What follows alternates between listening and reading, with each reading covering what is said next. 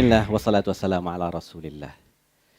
Saya masih ingat lagi satu hari isteri saya, Sofia, tanya dengan saya, "Bang, ajarlah anak kita Quran.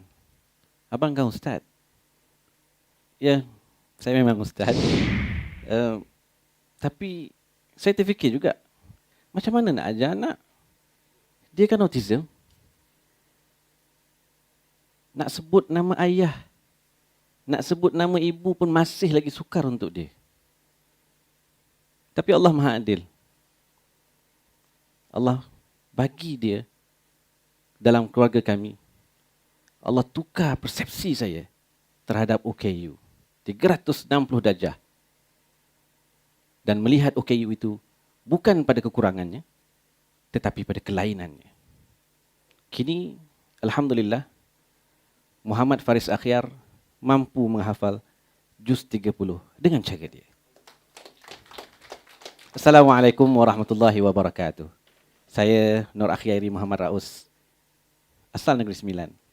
Pagi ini insya-Allah saya akan berkongsi dengan tuan-tuan dan puan yang saya kasihi sekalian berkaitan dengan aku, dia dan kamu.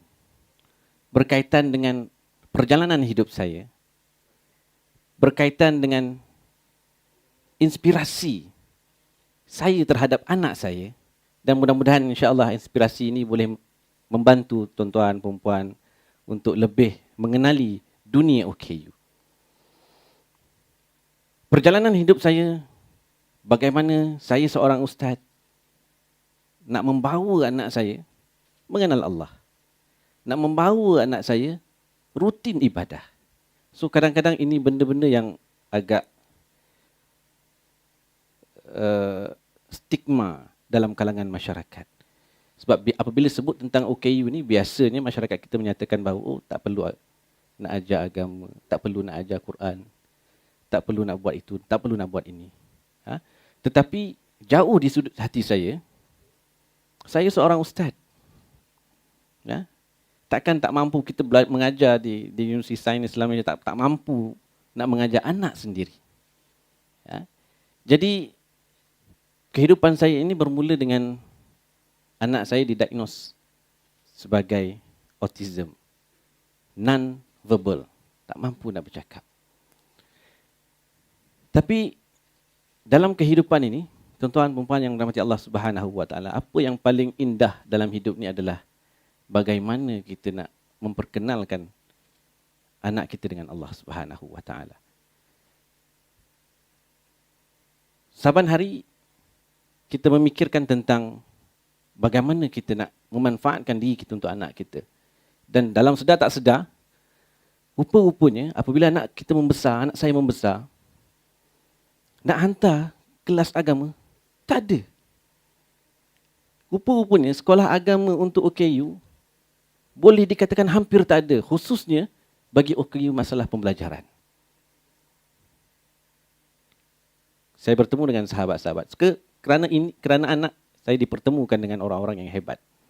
Saya bertemu dengan satu grup penyelidikan di Universiti Melaya yang mengajar buat kaedah rintis ataupun kajian rintis, kaedah fakih, mengajar anak-anak pekak, mengajar anak-anak autism mengenal Allah Subhanahu wa taala, membaca Al-Quran. Ya, orang kata wujudnya masalah ni akan membuka satu ruang. Ya. Membuka satu ruang untuk kita mencari solusi. Dan akhirnya, dalam perjalanan mencari solusi ini, macam-macam yang Allah Subhanahu wa taala buka. Sebab apa? Kita nak mencari dia. Kadang-kadang kita lupa, kita mencari macam-macam kita cari. Terapi itu, terapi ini, macam-macam kita cari. Tapi kita lupa bahawa kita lupa nak mencari Allah Subhanahu wa taala. So dalam pencarian untuk mendekatkan anak kita dengan Allah Subhanahu wa taala, sebenarnya secara tak langsung dia mendekatkan diri saya dengan Allah Subhanahu wa taala, mendekatkan isteri saya dengan Allah Subhanahu wa taala, dan mendekatkan orang sekeliling saya dengan Allah Subhanahu wa taala. Ya, permulaannya kita buat untuk anak. Ajar anak nak membaca Al-Quran. So dalam perjalanan hidup ini, apa yang saya lihat bahawa rupa-rupanya dalam Islam ni macam-macam ada. Cuma kita yang tak explore. So dalam mendidik anak saya mempelajari Al-Quran, saya bertemu dengan hadis Nabi SAW. Dulu orang kata, macam mana nak ajar Quran? Orang tak boleh bercakap. Tapi kita lupa Allah Subhanahu Wa Taala menjadikan manusia ni, ada sebahagian daripada kita ni, sampai akhir hidup dia tak boleh bercakap. Golongan-golongan pekak. So ini adalah satu inspirasi bagi saya untuk mendalami dunia OKU. Mengajar anak dengan meraihkan kekuatan dan kelainan yang dia ada. So apabila cari, bertemu dengan hadis Nabi SAW, bagaimana Nabi SAW diajar oleh Jibril AS. Sebab biasa stigma masyarakat kita menyatakan bahawa orang yang buta huruf ini, kita selalu kaitkan dengan kejahilan, bodoh dan sebagainya. Tetapi kita lupa bahawa Allah Subhanahu Wa Taala mengutuskan Rasulullah SAW sebagai ummi. Semua orang tahu ummi itu apa. Ummi la yaktub wa la yaqra. Tak boleh baca dan tak boleh menulis. So, dalam konteks ini ada satu isyarat yang Rasulullah SAW memberi kepada kita untuk supaya kita berfikir. Ya? Apa isyarat dia? Isyarat dia melalui hadis awal penurunan wahyu Rasulullah SAW, di mana kisah yang saya rasa semua masyarakat tahu berkaitan dengan Jibril AS bertemu dengan Rasulullah SAW mengajar tentang Al-Quran, mengajar Iqra ya Muhammad. Ya? Tuan-tuan dan puan yang diminta Allah Subhanahu Wa Taala, saya tanya, siapa pernah hafal surah Fatihah? Pernah hafal surah Fatihah? Ke terhafal? Ya? Hafal ke terhafal? Terhafal. Saya yakin dan percaya, kalau dia bukan mu'allaf, dia surah Fatihah ni automatically, dan kadang-kadang 3 surah tu pun automatically kita terhafal. Sebab apa? Kita selalu dengar. Selalu dengar. Begitu juga dengan lagu-lagu. Lagu Hindustan ke, lagu Korea ke. Macam-macam lagu kita boleh dengar. Macam-macam lagu kita boleh hafal. Sebab apa? Kita selalu dengar. Dalam kereta dengar, dalam bilik air pun kita nyanyi dan sebagainya kan. So kita selalu dengar. Tapi kalau saya bawa lagu, contoh lagu Hindustan dalam bahasa Urdu, so tuan-tuan dan puan baca, mungkin kita tak boleh baca sebab kita tak tahu tulisan tersebut. Tetapi hafal, Masya Allah, Tabarakallah. So ini yang sebenarnya yang ditunjukkan dalam hadis Nabi SAW, di mana Nabi SAW diajak oleh Jibril AS dengan mendengar. Iqra ya Muhammad. Nabi kata, ma'ana biqari. Aku tak boleh baca. Dipeluk Rasulullah SAW. So peluk ini adalah satu terapi. Dalam occupational terapi disebut tentang memeluk itu untuk bagi calm. Untuk bagi dia rasa tenang. Dia rasa kalau anak-anak autism ni, dia rasa dia ada tubuh. Dia ada kaki, dia ada tangan dan sebagainya. So Nabi SAW dipeluk dan diulang-ulang. So ini 3 teknik yang diamalkan ataupun diajar oleh Jibril AS mengajar Nabi SAW yang tak tahu membaca dan tak tahu menulis ini dengan pertama, diperdengarkan. Iqra ya Muhammad. Kedua, dipeluk. Dan dalam hadis yang lain disebut Jibril AS mengajar Nabi SAW dengan talaqi. Talaqi musyafahah, secara berdepan. Dan ketiga, diulang-ulang. So benda yang selalu kita dengar ulang, benda ini yang sebenarnya adalah teknik. So benda ini sebenarnya simple, ada dalam Islam. Cuma kita yang tak perasan. Kita yang tak gali. Kita selalu nampak, oh Western buat itu, Western buat gini. Oh kita mula rasa hebat. Tetapi sebenarnya Islam itu sangat indah. Cuma kita perlu explore. So dalam mengajar anak saya mulakan dengan mendengar. Tiap-tiap hari dengar. Dulu dia explore azan. Rumah saya boleh dikatakan 24 jam azan. Allahu Akbar, Allahu Akbar. Kejap azan TV3. Kejap azan TV1. Kejap azan Brunei. Tak tahu mana dia explore. Dan paling saya terkejut, dia dengar azan Iran. Azan Syiah. Allah rasa. Masya Allah. Ha? Dia dengar azan. Dia dengar, selalu dengar. So anak-anak ni dia lahir. Kullu mauludin yuladu ala fitrah. Lahir dalam keadaan fitrah. Apa maksud fitrah? Fitrah ni dia tunduk dengan tabi'i dia. Tabiat dia. Tunduk dengan apa yang Allah Subhanahu Wa Taala suruh. So apa yang kita nak buat tu, sebab kalau kita dengar macam-macam orang cerita tentang anak-anak dia. Oh anak saya suka dengar Astro Oasis. Dengar siosis, dengar, duduk depan. Lepas tu lari balik. Macam tu juga Faris. Ha? Dengar azan, dengar Al-Quran, dia akan duduk diam. Ha? So, bagaimana seorang ibu, bagaimana seorang ayah, kita explore. Kita explore anak kita ini dengan cara dia. Dengan melihat kepada kelainan yang dia ada. Melihat kepada kekuatan dia. Jangan kita lihat pada kecacatan dia. Kalau kita lihat pada kecacatan dia, sampai bila dia tak boleh? Oh, dia tak boleh bercakap, macam mana nak ajar Quran? Tapi kita lupa bahawa selalu kita sebut Quran itu syifa. Quran itu rahmah. Ha? Dan macam-macam kita selalu sebut. Ha? Tetapi kita lupa mencari Al-Quran. Mencari bagaimana Al-Quran itu. So persoalannya, sejauh mana kita mencari Al-Quran itu sebagai syifa bagi kita, bagi anak kita dan sebagainya. So tuan-tuan dan puan yang dirahmati Allah Subhanahu wa taala. Dalam perjalanan hidup kita ini, sebagaimana saya sebut tadi, apa yang kita nakkan dalam hidup kita ni adalah keredaan Allah Subhanahu wa taala. Dan ini yang diisyaratkan oleh anak saya Muhammad Faris Akhyar. Satu hari dia stuck dalam satu ayat. Dia tekan, dia gunakan pen Shakira, tekan dengar sebab dia tidak boleh bertutur. Tapi dia faham, alhamdulillah. Sekali satu hari itu dalam surah Al-Lail, dia baca surah Al-Lail. Dia start tu banyak kali dia start. Wala saufa yarda, wala saufa yarda, wala saufa yarda. Kita dengar. Sebab kita dah biasa, anak ni bagi saya dia isyarat bagi saya. Kadang-kadang dalam kereta tu dia pasang lagu istighfar je. Astagfirullah, astaghfirullahalazim, Hafiz Sambidun.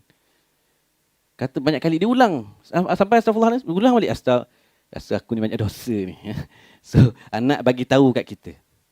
Ada benda lah yang kita buat salah tu. Ini yang masya-Allah tabarakallah yang menyebabkan kita rasa anak ni memang anugerah Allah Subhanahu wa taala. So dalam konteks yang saya sebut tadi dia berhenti wala saufa yarda, wala saufa yarda. Kita dengar banyak kali dah habis dah ayat tu habis, ayat last sekali dalam surah Al ayat last sekali. Wala saufa yarda. Lalu saya cek balik. Apa sebenarnya dia nak bagi signal dengan kita ni. Rupa-rupanya apabila kita baca balik dalam ayat, tafsiran ayat tu, Allah sebut dalam Al-Quran, inna sa'yakum lasyatta. Sesungguhnya amalan kamu ini, usaha-usaha kamu berbagai-bagai. Manusia ini berbagai-bagai usaha dia. Ikut dia punya kehendak. Ya? Kalau yang betul-betul nakkan Allah Subhanahu wa taala, fa amma man a'ta wattaqa wa saddaqa bil husna fasanuyassiruhu lil yusra. Kalau kita betul-betul cari Allah Subhanahu wa taala, Allah akan bagi jalan. Fasanuyassiruhu lil yusra. Bagi jalan untuk kita cari Allah, jumpa Allah Subhanahu wa taala. Itu sebab Allah uji kita, tanda Allah sayang. Allah uji kita, tanda Allah nak angkat darjat kita. Allah uji kita, tanda Allah cemburu dengan kita. Cemburu sebab apa? Sebab Allah nak kita selalu ingat dengan dia. Kita selalu ingat dengan Allah Subhanahu wa taala. Apa yang kita buat, kita selalu ingat dengan Allah. So, ada yang nak istimewa ini, ada yang Muhammad Faris Akhyar dalam hidup kami ini. Masya-Allah tabarakallah, dia memberi inspirasi kepada saya untuk lebih bersyukur dengan apa yang Allah Subhanahu wa taala berikan kepada kami. Dan apa yang boleh saya bantu, apa yang boleh saya beri, mudah-mudahan beri inspirasi kepada situasi saya sebagai seorang pendidik adalah memberi inspirasi kepada anak murid saya. Memberi inspirasi kepada anak murid saya. Dan alhamdulillah saya diamanahkan untuk mengajar Braille Al-Quran. Dan alhamdulillah apabila kita mengajar Braille Al-Quran ini, kita nampak macam-macam benda. Allah buka macam-macam lagi. Itu sebab dalam Al-Quran Allah kata walaqad yassarnal Qur'ana lidzikr fahal muddakir. Allah bagi dah teori dalam Al-Quran, macam mana kita nak mengajar Al-Quran dengan anak-anak OKU ini. Allah kata, وَلَقَدْ يَسَّرْنَا الْقُرْآنَ لِلذِّكْرِ فَهَلْ مِن مُدَّكِرِ. Tapi Allah kata, aku permudahkan untuk kamu memperingati Al-Quran, untuk menghafaz Al-Quran. Tetapi Allah kata, فَهَلْ مِن مُدَّكِرِ. Tapi berapa ramai orang yang cakna? Berapa ramai orang yang bipot bahasa kita sekarang? Berapa ramai orang yang cuba explore lebih lagi apa yang Allah Subhanahu wa taala dah bagi teori pada kita. So sebab itu kita beri kepada mahasiswa kita supaya dia boleh berinteraksi dalam dunia OKU. Orang kata erti hidup itu memberi. Ya. Nabi SAW sebut khairun nas anfa'uhum linnas. Sebaik-baik manusia itu adalah mereka yang mampu menginfakkan diri dia, memanfaatkan diri dia untuk orang lain. So benda-benda ini yang kita bagi kepada mahasiswa kita supaya dia boleh berfikir. Sebab kita dalam kerangka berlatar belakang pengajian Islam, kita kurang terdedah dengan golongan-golongan OKU ini. Kita tak ada classmate pun. Sebab dia orang tak ada kelas agama, tak ada sekolah agama. Jadi dengan cara ini kita bawa OKU datang ke USIM, kita bawa bertemu, kita buat program-program hari menyantuni OKU, kita buat program yang orang tak buat.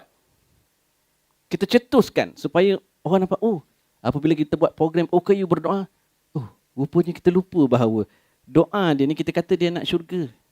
Kita kata dia anak istimewa. Tetapi kita lupa bagaimana nak manfaatkan dia yang kita kata dia syurga tu. Kalau dia betul-betul ahli syurga, apabila dia doa Allah Subhanahu Wa Taala, tak ada hijab. Kita ni macam-macam lapis hijab kita. Tetapi anak yang kita tatang, yang kita gelar mereka ni sebagai anak syurga ni, tanpa hijab. Tanpa hijab. Jadi, tuan-tuan dan puan yang dirahmati Allah Subhanahu Wa Taala, isu sebenar berkaitan dengan OKU ini adalah ruang dan peluang.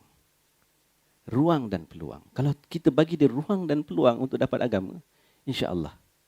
Apabila kita bagi dia ruang dan peluang untuk ibadah, insya-Allah. Dan ibu ayah, dia adalah model. Jangan lihat kepada guru, lihat pada kita. Kadang-kadang anak itu, dia bagi isyarat bukan kepada orang lain. Dia bagi isyarat kepada kita dulu. Jadi mudah-mudahan sedikit perkongsian ini dapat kita manfaatkan. Dan kita jangan rasa risau, bimbang adanya OKU. OKU ni Allah Subhanahu Wa Taala sebut macam-macam dalam Al-Quran. Sebut satu-satu dalam Al-Quran. So, mereka ini adalah anugerah Allah Subhanahu Wa Taala. Dan mungkin tidak, mungkin kita boleh katakan bahawa mereka ini adalah kiriman dari syurga. Untuk bawa kita sendiri, untuk sama-sama kita menggapai rahmat Allah Subhanahu Wa Taala. Untuk mendapat rahmat daripada Allah, barakah daripada Allah Subhanahu Wa Taala. Jadi tuan-tuan dan puan-puan yang dirahmati Allah Subhanahu Wa Taala, sebelum saya mengakhiri perkongsian saya pada pagi yang berkah ini, saya ingin melihat tuan-tuan mempertontonkan sedikit usaha kami. Mudah-mudahan usaha inilah yang dinilai oleh Allah Subhanahu Wa Taala, dan mudah-mudahan usaha inilah yang menjadi asbab amalan kita yang lain ni Allah terima. So inilah Muhammad Faris Akhyar. إذا السماء فطرت